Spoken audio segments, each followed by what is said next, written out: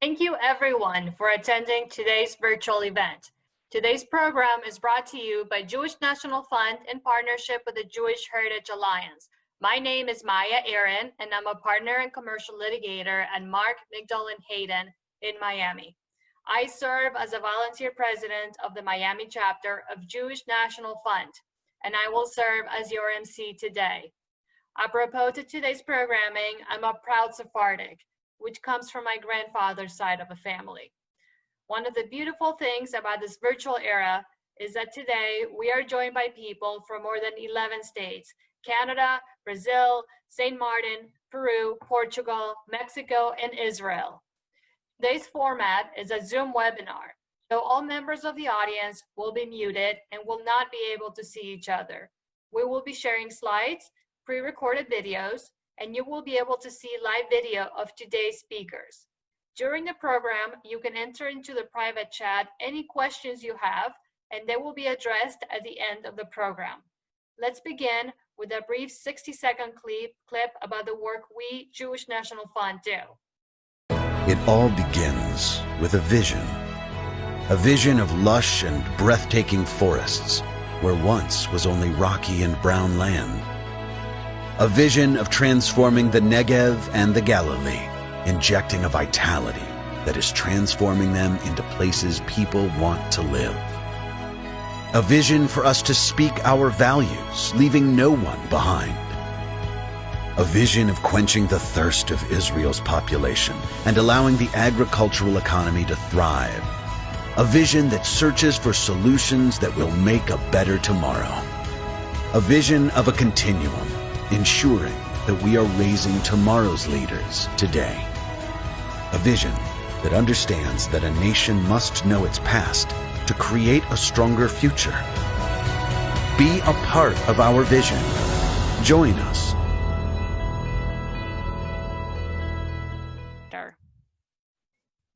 And now, for today's main program, I would like to introduce Mr. Michael Steinberger, founder and CEO of Jewish Heritage Alliance. Michael hails from the tourism industry, where he enjoyed over 4 decades experience. Having been born in Israel and living his adult life in the diaspora, helped shape his commitment to Jewish heritage and the Sefarad, Jews of the Iberian Peninsula. The far-reaching events of Sefarad and the profound historical and the present-day consequences the period produced motivate Mr. Steinberger's interest and vision to help others understand the Sefarad narrative, as they are not sufficiently reflected in Jewish or world history. Welcome, Michael. Thank you, Maya. Good afternoon, everyone. Thank you for your participation and interest. I would like to thank JNF for providing this opportunity and hosting us this afternoon. My name is Michael Steinberger. I am founder and CEO of Jewish Heritage Alliance, a platform dedicated to promoting the story of Sefarad. Joining us this afternoon are Ashley Perry, president of Reconectar, an organization dedicated to reconnecting descendants of Sefarad with Israel. Our special guest today is Genie Milgrom, who will share with us her fascinating journey back to her Jewish roots. My professional background is in tourism, which indirectly led me to discover the story of Sefarad. While the word Sefarad in Hebrew literally means Spain, in historical context, Sefarad refers to the Jews of the Iberian Peninsula, nowadays Spain and Portugal.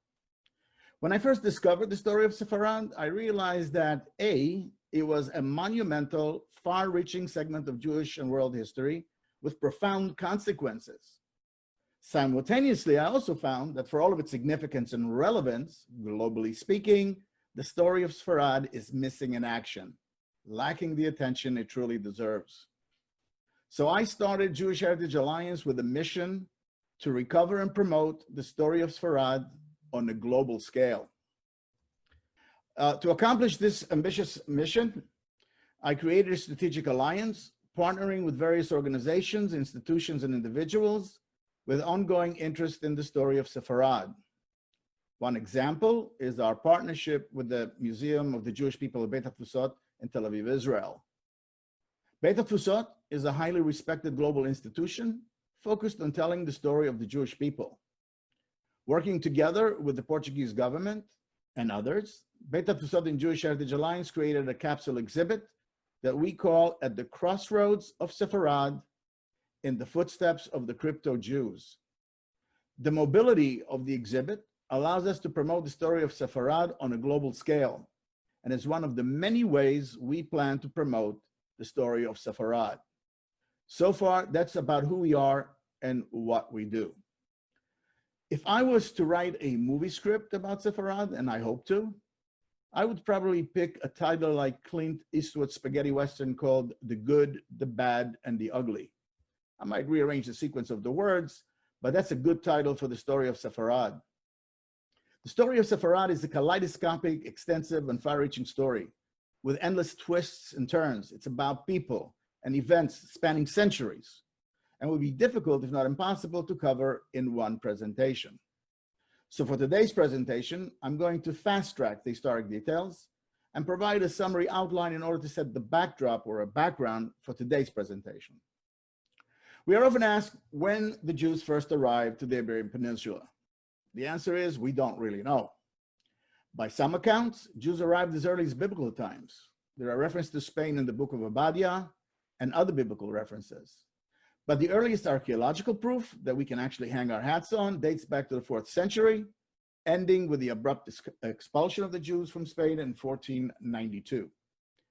As was true throughout Jewish history, this was a tumultuous and turbulent period for the Jews of Sefarad, experiencing oppression, persecutions, massacres, pogroms, and forced conversions. So this is the bad. Now for the good. The year 711 ushers in what we consider the good. And interestingly enough, it was when the Moors, which were Muslims from North Africa, attacked and conquered southern Spain, the region we now call Andalusia. The Muslims, being Semites, were more accepting and receptive of the Jews, allowing them to practice their religion openly and freely.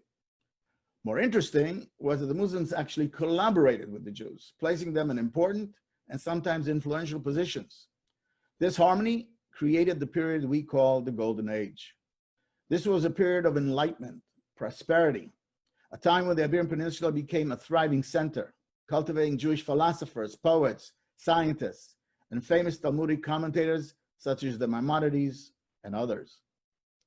Some Jewish leaders of the period attained high-ranking positions with the Muslim communities, which we call caliphates. One of the most famous was Samuel Hanagid, a Talmudic scholar that became the chief minister of the court of Granada. And even more intriguing, he became the top general of the Muslim army in Granada, leading them into many battles with lots of success. This was extremely unique in Jewish history. Now for the ugly. The Reconquista, or the Reconquest, represented a period of military campaigns when the Christian kingdom started to liberate southern Spain and Portugal from the Muslims, leading to the end of the Moorish era and bringing back ruthless periods of oppression, pogroms, and mass massacres of the Jews. During these massacres, thousands of Jews were killed, thousands fled, and thousands were forcibly converted. Jewish life in Spain ends abruptly in 1492, when the Jews are told to leave, without their possessions, by the way, or convert. Neither option was good.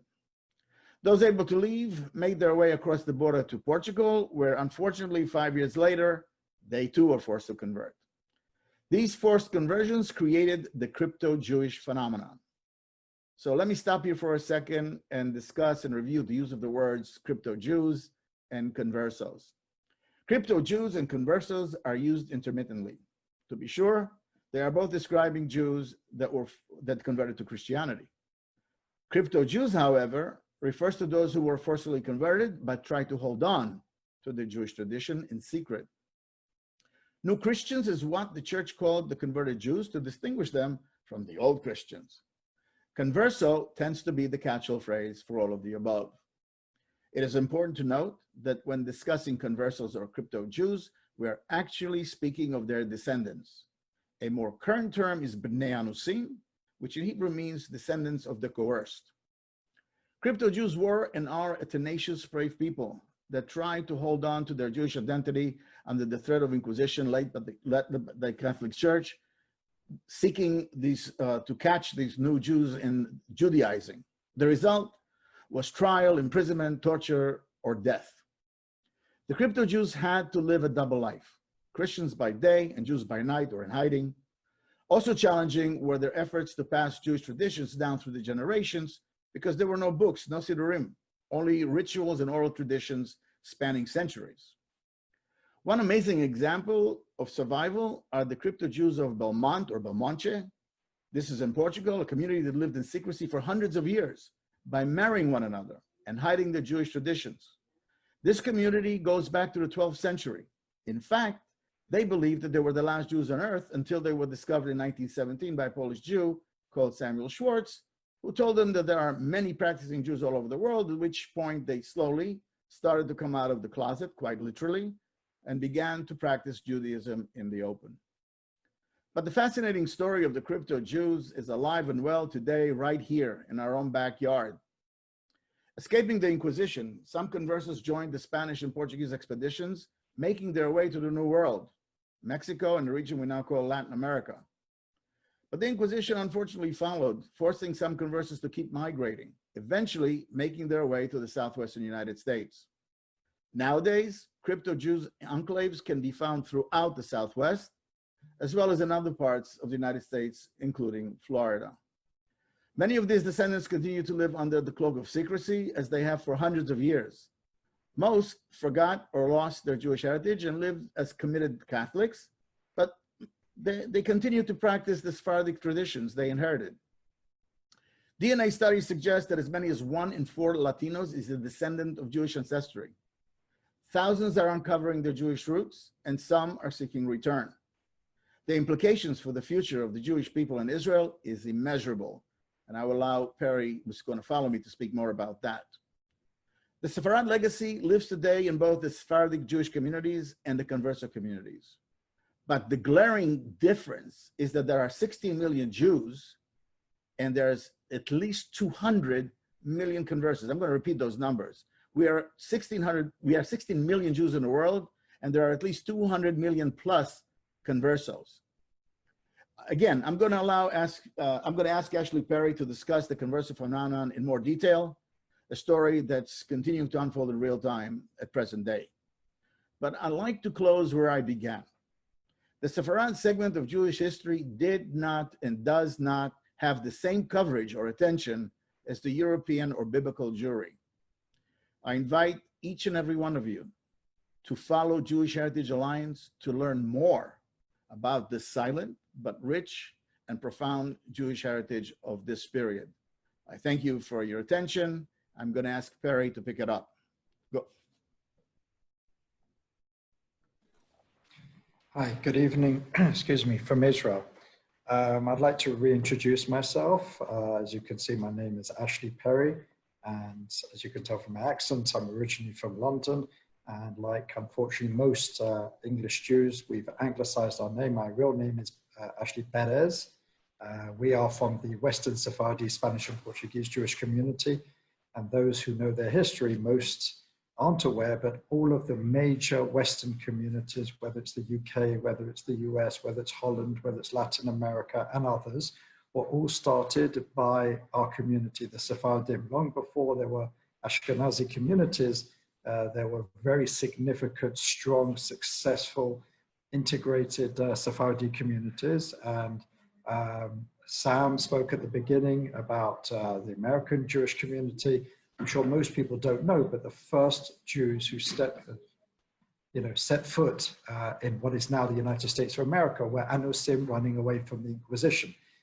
They were living in Brazil. They were part of the Dutch community that conquered there, and then the Portuguese conquered it back, and many of the Anusim, many of the Jews, they'd reverted to be Jews, were trying to return to Amsterdam. Some of them were not able to.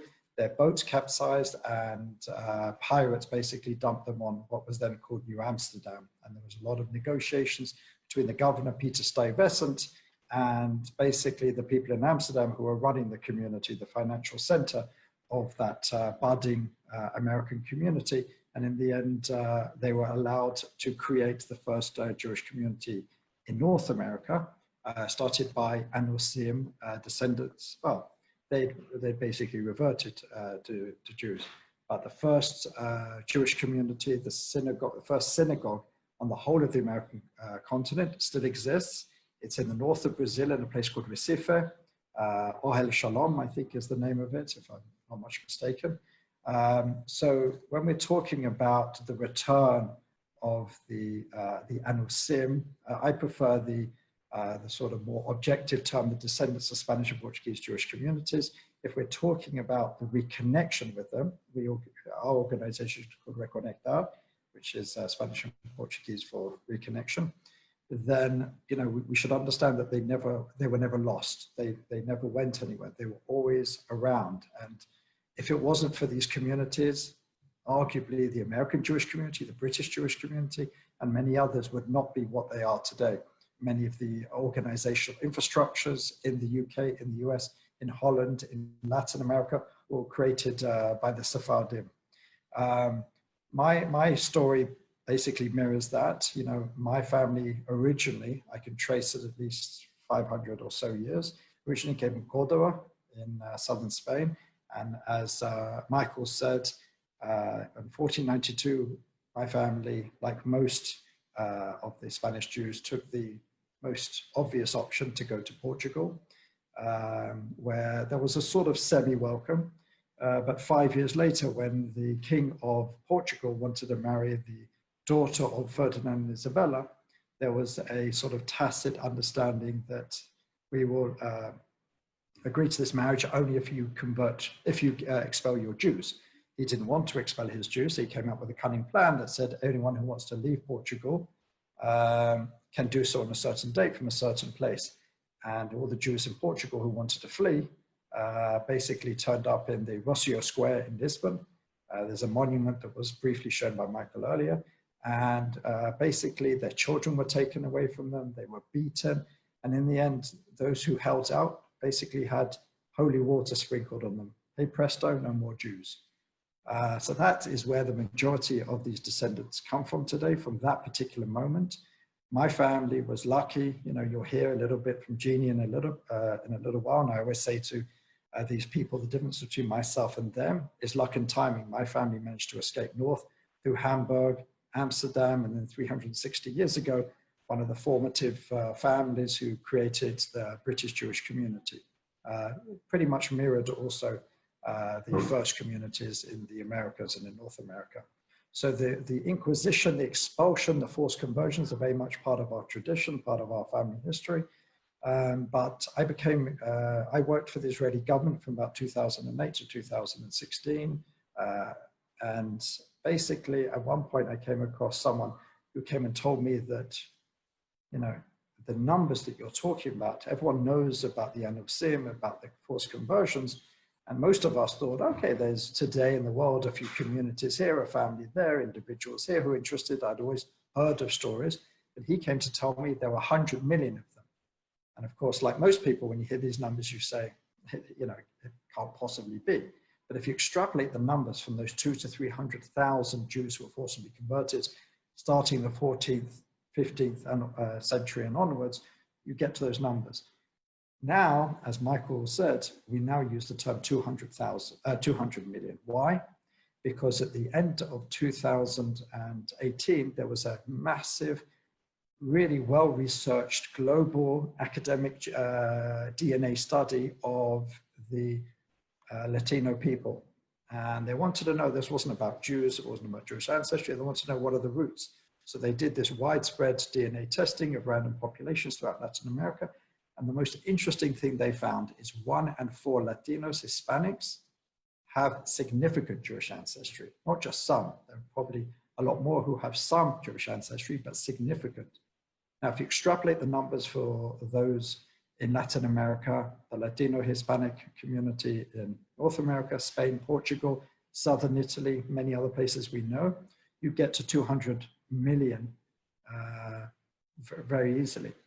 So what we try to do at Reconectar is to understand who are these people, where are they, but most importantly, what do they want? And we took many, many surveys of these people throughout the world in Spanish, Portuguese, English, And we found that around 14% want in some way to identify with the Jewish people, 14%. Another 30% on top of that were aware of their Jewish ancestry and wanted something. So that's when we came up with the idea of Reconectar, because it's a nice all-encompassing terminology. Reconectar, reconnect. It's not about returning. It's not about this. It's not about that. Some people want to return. Some people just want to know about their ancestry. We have a place for everybody and anybody on that spectrum within our organization. We also created for the first time ever in Israel's Knesset, a Knesset caucus for the reconnection with the descendants of Spanish, Portuguese, Jewish communities. We actually had 2 ministers from Latin America who wanted to come, but they were unable in the end. We had ambassadors from Spain, from Portugal, from Argentina, from many other countries. We had academics, religious leaders, quite a few members of Knesset, rabbis who spoke at that event. And I've spent the last, 4 or 5 years really running around the Israel Zionist Jewish world to really make them aware of this. And I've met with Prime Minister Netanyahu, former President Peres, current President Rivlin, Natan Sharansky, Bougie Herzog, et cetera, and the whole alphabet soup of Jewish organizations in the US and in Europe. And what I found was something remarkable is I thought maybe 50% would say, okay, that's just a wild story, thank you, goodbye. And 50% would say, okay, that's interesting. I found an overwhelming interest in this story. Quite simply, first of all, because we're talking about rectifying historic injustice, but moreover, this is a historic opportunity unparalleled in the annals of Jewish history. We have never had an opportunity to reconnect with our lost, let's say, brothers and sisters or disconnected brothers and sisters. And you can imagine, you don't need me to tell you what the potential is of tens of millions somehow connected to our concentric circles in the Jewish world. One thing that we did in the last government is we worked with the Ministry of Diaspora to create a committee and then a report. What should the Israeli government and the Jewish world be doing for this far-reaching opportunity? And it was a very well-researched report with some very positive recommendations. And we're hoping to meet with the new Minister of Diaspora Affairs and to really take this to the next level. I can tell you that in all my meetings, regardless of the level, there is great interest in this. There is tremendous potential. And as 1 or 2 Jewish leaders said to me, this is a game-changing moment in Jewish history. So all of those who are here on this talk, I really do advise you to learn more about this. Work with us who are in this space, really helping these people reconnect, because they're reconnecting their thousands, their tens of thousands, their hundreds of thousands. And this is not an open-ended opportunity for us, but it's one that we must grab with open hands, because it's just that moment in history. I believe, and again, the potential would dictate that this should be the issue on the global Jewish agenda for the 21st century, because there's nothing else on any level that can even come close to comparing with it. So with that, I'm happy to answer questions later, and I'll turn it over to Genie. Hi, thank you so much, Ashley and Michael and Mike and everyone from the Jewish National Fund. It really is a pleasure to be here today. And I'll start with, they thought they got rid of me. And some 523 years ago, they really sent us underground, but you know what? We're a very resilient people. I am what you would call the tip of the iceberg, what we're talking about here today, the tip of 200 million people. I was born in Havana, Cuba, to a Roman Catholic family, and we moved to Miami with the Castro Revolution. I went to Catholic schools immediately, of course, in Coral Gables. I live in Miami now. I've always lived within 3 miles of where I live today.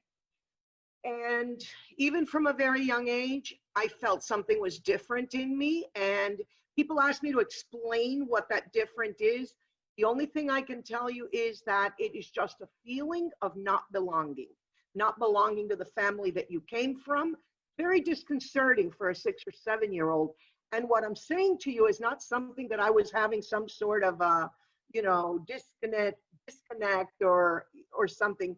Every single email that I receive today, people say, I don't know, I just feel I'm Jewish. I cannot say that I felt I was Jewish. I didn't know what Jewish was, but I felt different. I felt that, why am I in this Catholic school? Why am I with these people? Something's wrong. And the years went by. I went to a Catholic high school, Immaculata LaSalle by Mercy Hospital. And then I continued on like a nice Catholic girl to Barry College. And there I had a full education, not just Catholic, but Catholic women's schools. How many more jokes can you make about that? But it was until I got to college that I realized that learning comparative religions, I realized that it was Judaism that had just been pulling me all along. But I got married to a Cuban Catholic man, nice, beautiful, huge wedding. And it wasn't until I was 28 years old and I had 2 children that I said, I just can't do this anymore. I'm just not this person. I can't fit this mold. I can't go to church and take my kids to church and pretend. I couldn't pretend anymore. Obviously, that doesn't do great for a marriage. And it threw me into being a single mom. And however, I was 28 years old. It also threw me into being able to pursue what I had felt all along so strongly. And it wasn't coming from family. It was just inside my soul. I converted in a very long, very 5.5 year process, because I started at a Reconstructionist synagogue. I moved along to a Reformed synagogue. I moved along to a conservative synagogue and ended up in an Orthodox tiny little synagogue here in Pinecrest. It was tiny at the time. And the reality is that I felt I was at home. I also felt now nobody was talking to me. My family wasn't talking to me, my high school friends, college friends, no one was talking to me. So I figured if nobody's going to talk to me anyway, I might as well just, go in over my head. So 5.5 years later, I converted in an Orthodox conversion. And if anyone's been through that, it's not for the faint of heart. Many years later, I married an Ashkenaz Jew, Hasidish, from a rabbinical family who had come from the area of Antwerp. He moved to Miami. And now it was, as far as I was concerned, I was a convert and very active in my synagogue, Young Israel, very active, the president of the sisterhood, very active treasurer of the synagogue, just very active in the Jewish community in general, but without any clue. Then my maternal grandmother died, and she saw me getting married under the chuppah at Young Israel, and she said to me, what you're doing is extremely dangerous. And I thought I was going to fry in hell, but I'd already been told I was going to fry in hell from a Catholic point of view, right? So but on the day she died, she left me a Star of David earrings and a hamsa to be given to me on the day of her death. She had taught me many Jewish customs as I was growing up, all of them through the kitchen. Believe it or not, after all the studies, I didn't put 2 and 2 together, but the day that she died, and she was the first cousin of my grandfather, and when I started searching, they were Spaniards from this village that's behind me. My family lived in this village for 523 years. That's on the coast between Spain and Portugal called Fermoselle. So my grandmother leaving me that was really leaving me the massive breadcrumb to tell me that this is your heritage. Not only did she teach me as family customs, not only did she teach me as family and Spanish customs, she now had left me the impetus, she left me the force to go back, and back I did. I searched for 10 years. I went back to every single document on my maternal lineage, first through the Catholic Church. Then I started being very vocal on social media, and that was probably my first mistake because I could not believe the amount of people that came to me. Now we're talking the 2008, in that kind of area of dates. People were flocking to me. I was receiving 300 to 400 emails a month. Nowadays, they're about every week, it's a couple of hundred emails. So it was crazy. And I decided to pursue a return. But the rabbis didn't just want every single document, every maternal lineage document. It had never been done before. I was the first one. So I didn't know what I needed to do to please a Beit Din Gadol in Jerusalem, that I was born Jewish, but I had certainly had enough experience with a Jewish Beit Din Orthodox court in Miami to know that it better be good. It just couldn't be just anything. It better be good. So I gathered up all my documentation for 15 grandmothers, and I went to Israel, and they said it was beautiful, but I needed to find someone on the Inquisition, even though it was full of clues that it was a Jewish family, it wasn't enough. And they asked me to find the Jewish connection, the Jewish history of this village. Back at the ranch, I'm in pharmaceuticals all my life. I've been a businesswoman since I could even open my eyes. And I'm like, oh my God, I now have to find, but you know, I was determined. By tenacity alone, they should have known I was a Jew. Seriously, by tenacity alone. So I went back and I was able to locate a Jewish history to this village. And then I was able to go back 22 grandmothers in a row. I continued to persist until I found 45 of my relatives that had been burned or judged in the Inquisition of Coimbra and Lisbon. And I was able to find, up until 1405, Portugal and Spain. They kept going back and forth, like Michael said at the beginning. At one point, it was Spain, now Portugal and Spain. When it comes to the Converso, let's say, phenomenon, it's simultaneous. It's said the same, except in Portugal is where really the people were hiding, like my family. So I went back to Israel with all of my documents, and documented the Jew. I took historians to this village, documented, found 2 mikvot. I found a synagogue that was used before the Inquisition, another one that was used underground afterwards. And I made it my mission that I was going to be doing this and talking about it, even if no one was listening. And I was given this return, which was very important to me. I was already Jewish by halacha, by Jewish law. There was no question. However, I had not converted my children for many personal reasons. I had not converted them. And I am the proudest Jew you know. It is in every fragment of my bones. It is in my soul. It is in my body. It's in my hair. There's not an inch of me that does not yell how proud I am to be a Jew. So for me, so important, I wanted that return. I didn't want that I should go into history as being a convert. Not that there's anything wrong with being a convert, don't get me wrong, but I had spent too much time and I was able to bring my family back. So at the Beit Din, the Jewish court, they did give me my return.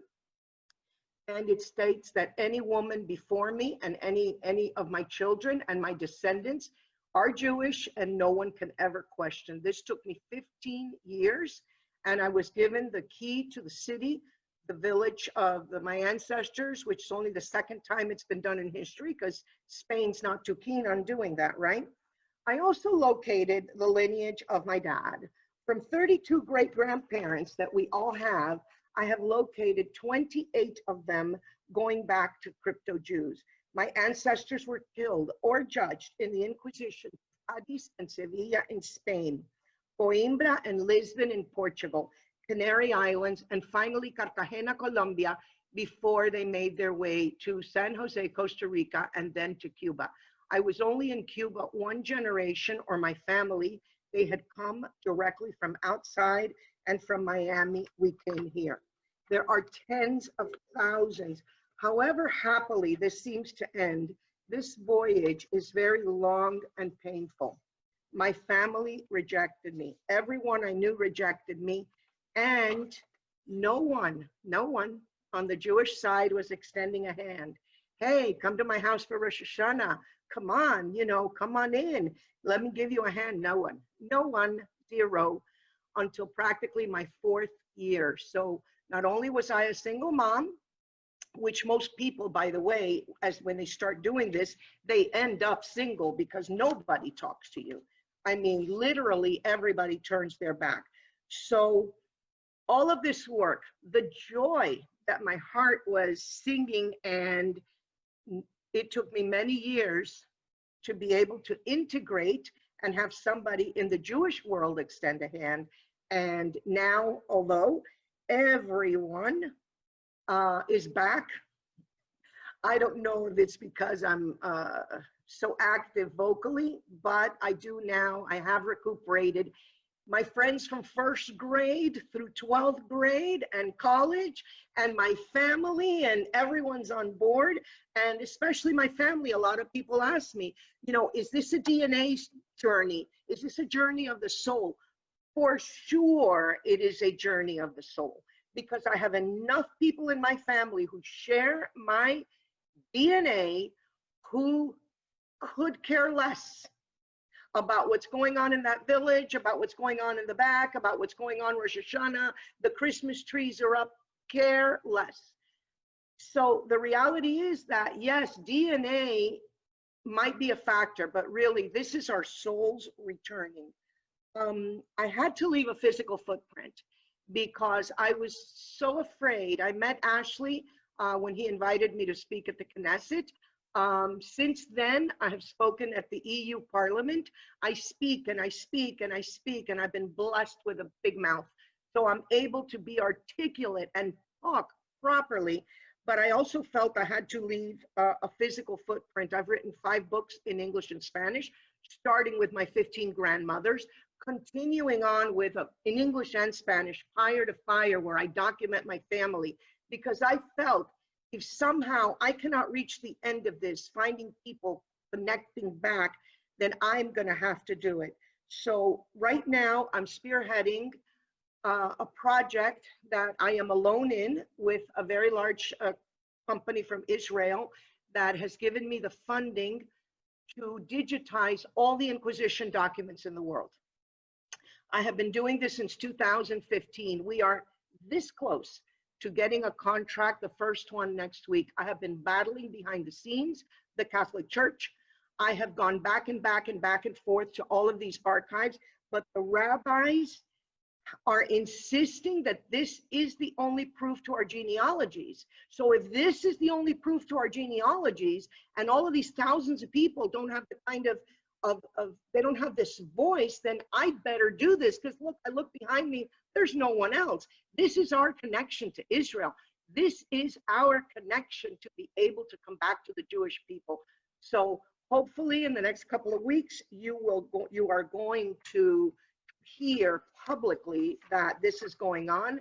This is a super game changer for the Jewish people, not only because of the amount of people that will be able to return once their genealogies are clear, because by the way, all the Inquisition documents have full genealogies on who we are. I mean, it just starts at, and it comes down, and you can probably get 7 generations of people out of these documents. So this is super important to be done, and we are almost there.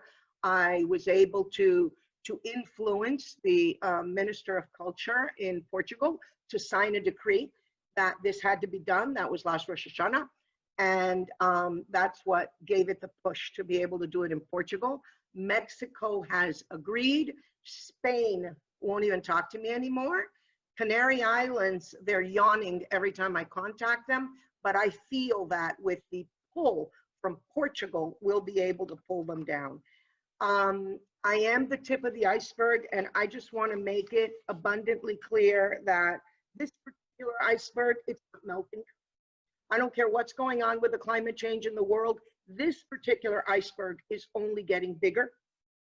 I want you to please, if you get any message out of this from me, it's to extend a hand to the people that come behind me.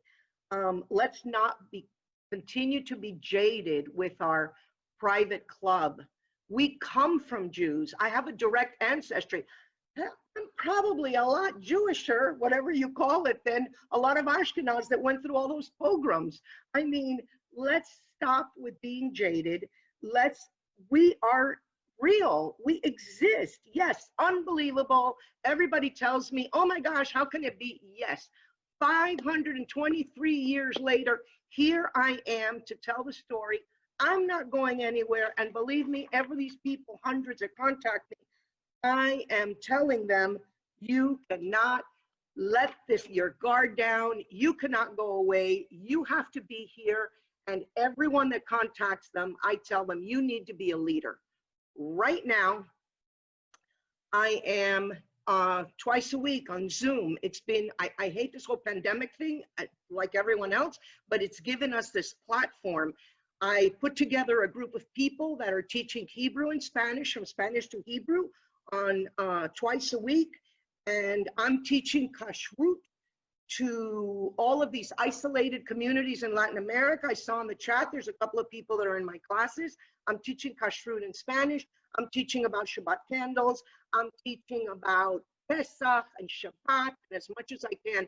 So when the traveling Beit Dins come around, they don't, I even became a mashgiach for the OU this week so that I could teach properly and nobody would question me. This is how far we have to go. This is how far one person has gone. And I'm hoping that all of you will sympathize and understand and really don't leave me out here alone anymore. Thank you. Very nice. Thank you so much for sharing, Genie. I have goosebumps from that. Everyone, I'm Mike Tachberg, the Miami-Dade director with Jewish National Fund. I'm so happy that Michael Steinberger at JHA reached out to us to partner on this program. Thank you, Ashley. Thank you, Sam. We're going to go through the list of questions that have been received from the chat. So the first one that we have is from Elias, and he's wondering, is there a similar JNF Converso community that we know about in New York City? No, there's individuals. I think that question was for Sam or anyone else on the panel? No? I don't know about JNF, but as far as Conversos, I don't know of a group in New York. There's just individuals. Okay. There's not a specific JNF group that I'm aware of. We're just coming to this party and very excited to be a part. All right. The second question we have is from Elizabeth, and it's for Genie. She wants to know, are you the eldest granddaughter in your family? No, I'm the second to the youngest. There's 5. My sister and the other 4 grandchildren. Nobody cares. The next question we have is from Bonnie. Should DNA tests be accepted by Israel? So I think that I think it certainly shows an ancestry. What I was saying before is that it's in your soul. I don't think I'm qualified to answer. I think Ashley should address that. Okay, yeah, I've spoken quite a lot about this issue, and with the growing industry, you know, DNA genealogy is multi-billion-dollar industry today. You know, it's, you know, there's a massive global fascination with it. DNA is a very, very touchy subject. As you can imagine, Israel, the Jewish state, we've had a bit of a difficult time in the past with blood. From the Spanish period, there were laws, racial purity, blood laws, as we know in the Nuremberg laws, in the, you know, the start of the Nazi period in the 20th century. So I've spoken to many sort of, let's say, decision makers, opinion shapers in Israel about this. And there's always a sort of, you know, reticent about, you know, demonstrating some of your blood. Also, don't forget, according to Jewish law, especially when it comes to whether, you know, you're considered Jewish in Israel, it doesn't matter if you have 1 drop of Jewish blood, as long as it's on the maternal line and everyone else can be not Jewish, or the opposite, everyone can be Jewish except your, you know, your straight maternal line. So DNA, you know, I always say to people who contact me and say, how do I know if I'm Jewish? And I say, there's many ways, if you do this, if you do that, but they're time consuming, they involve a lot of money, resources. So there's one really way to know if you have Jewish ancestry. That doesn't mean you're Jewish, but that means that there's, you know, that you can tell if you have Jewish ancestry, and that's DNA. I personally believe, and this is something which I've spoken a lot about in the Knesset and the Israeli government, is at the moment, and someone mentioned this before, the Spanish and Portuguese, actually the Spanish is now finished, but a few years ago, they put out laws which said that anyone who can demonstrate Sephardic ancestry can claim citizenship. My brother just got his Portuguese passports finally after a 2-year wait a couple of months ago. But the interesting thing is they put out some criteria. How do you demonstrate that you have Sephardic ancestry? And there's, do you belong to a Sephardic community? Do you have Sephardic genealogy? Do you have one of the names? By the way, if you look at the list of names from the Spanish and Portuguese governments, they're quite similar. There's actually quite a lot of Ashkenazi names. The name Klein, for example, you think Klein is one of the most Ashkenazi names. Klein comes from Catan, which comes from Spain. So many people who consider themselves Ashkenazi today, no matter how Ashkenazi they think they are, I would say that there's a very good chance that their history comes from Spain and Portugal. Take the Prime Minister of Israel, Bibi Netanyahu.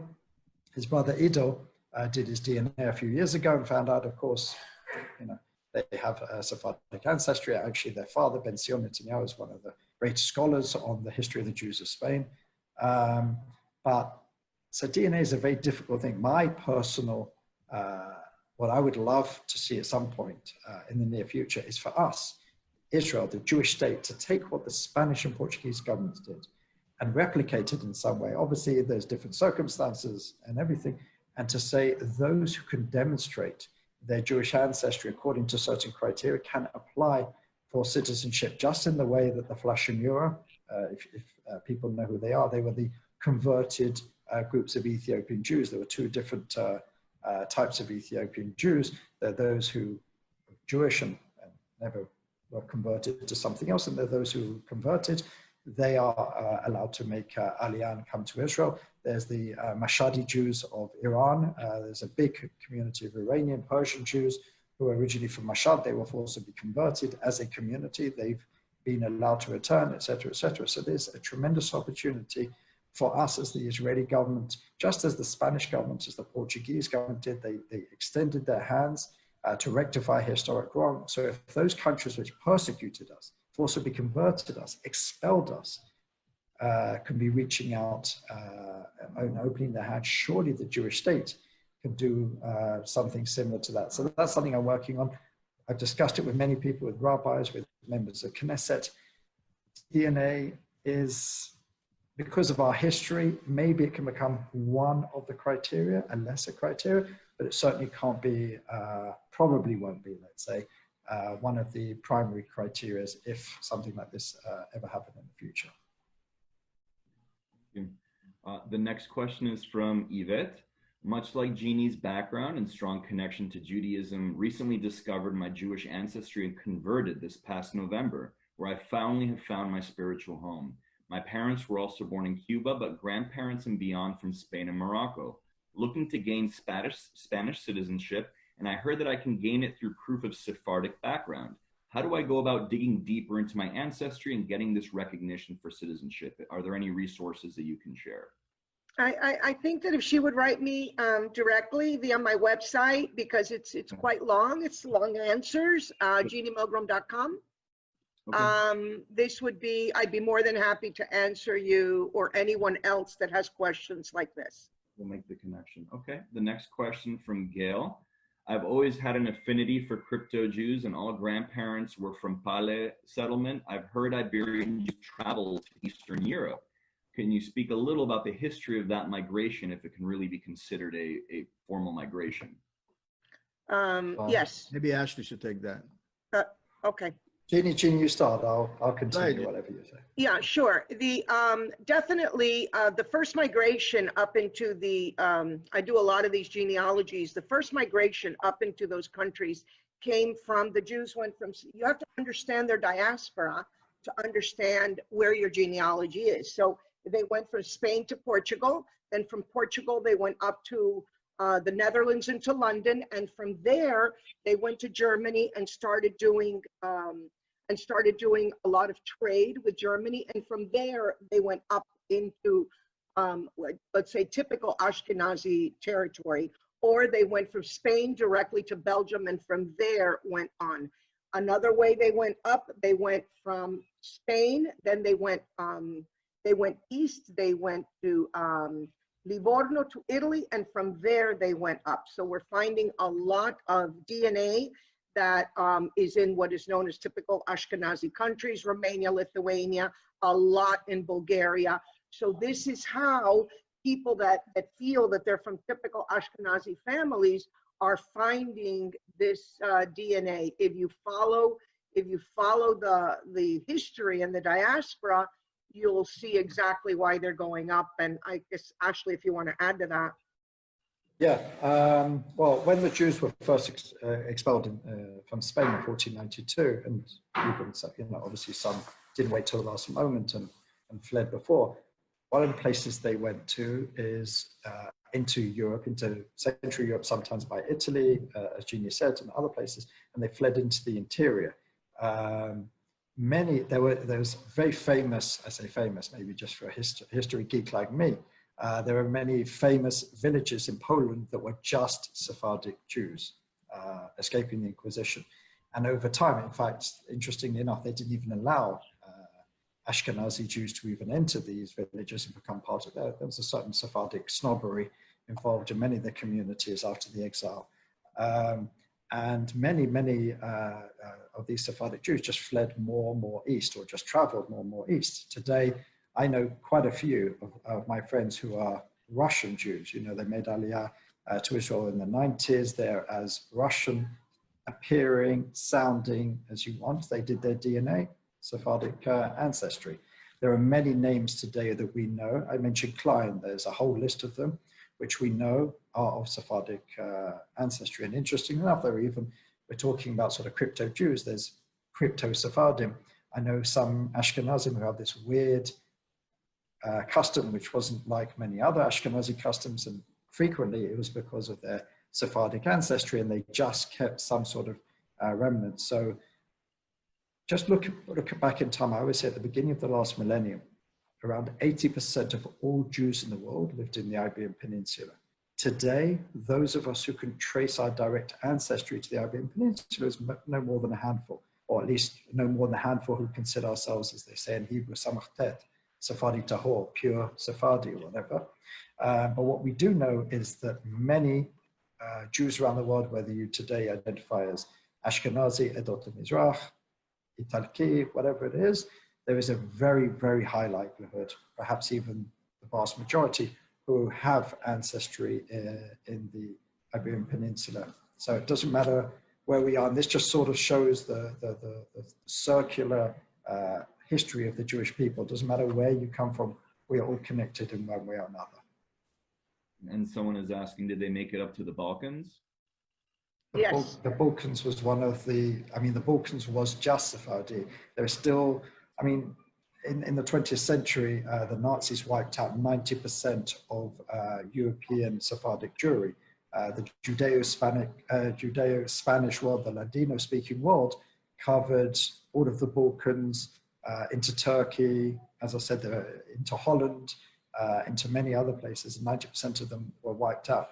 There were many places in the Balkans, the former Yugoslavia, Greece, that their primary language was Judeo-Spanish. It was a Spanish frozen in time since 1492. Our Judeo-Spanish of the Western Sephardim is more modern because we had greater connection with the Iberian Peninsula as opposed to those who fled east. But the Balkans was pretty much Sephardic territory up until the Shoah. Okay, just one last thing I want to add. If there are three people that have become very well-versed in this and in helping people with genealogies, such as we're discussing. So if you want to write me separately, I can definitely give you the names of the three people that I consider are the world experts on this right now.